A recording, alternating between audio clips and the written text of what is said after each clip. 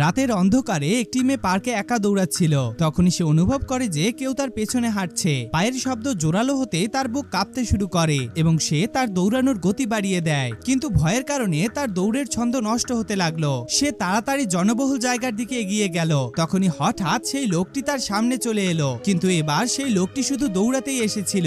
মেয়েটি স্বস্তির নিঃশ্বাস ফেলে এবং নিজেকেই ভুল ভেবে কিছুটা লজ্জিত হয়। সে তাড়াতাড়ি বাড়ির দিকে যেতে লাগলো, কিন্তু কিছুটা পথ যাওয়ার পর সে অনুভব করে যে তার হাতটা হালকা লাগছে। তার মোবাইল ফোনটা কোথাও হারিয়ে গেছে। সে বারবার পেছনে ঘুরে তাকাতে লাগলো এবং সব জায়গায় ফোনটা খুঁজতে লাগলো। তখনই তার স্মার্ট ওয়াচে নিজেরই ফোন থেকে একটি মেসেজ আসে, যেখানে তাকে পার্কের সাইডে দেখা করতে বলা হয়। হয়তো কেউ সাহায্য করতে চাইছে। আর এই বিশ্বাস নিয়েই সে একাই ওইদিকে এগিয়ে যায়। সেখানে পৌঁছানোর পর চারদিকে নিস্তব্ধতা ছিল, কাউকেই দেখা যাচ্ছিল না। সে নিজের নাম্বারে কল করে এবং তখনই একটি সুমধুর রিংটোনের আওয়াজ শুনতে পায়। সে ধীরে ধীরে সিঁড়ি বেয়ে উপরে উঠতে থাকে আর মনে মনে ভাবতে থাকে এটাকে এত উঁচুতে কে রাখলো। কিন্তু সে উপরে পৌঁছাতে হঠাৎ একটা কুৎসিত চেহারা তার সামনে আসে এবং তাকে অন্ধকারের মধ্যে টেনে নিয়ে যায়।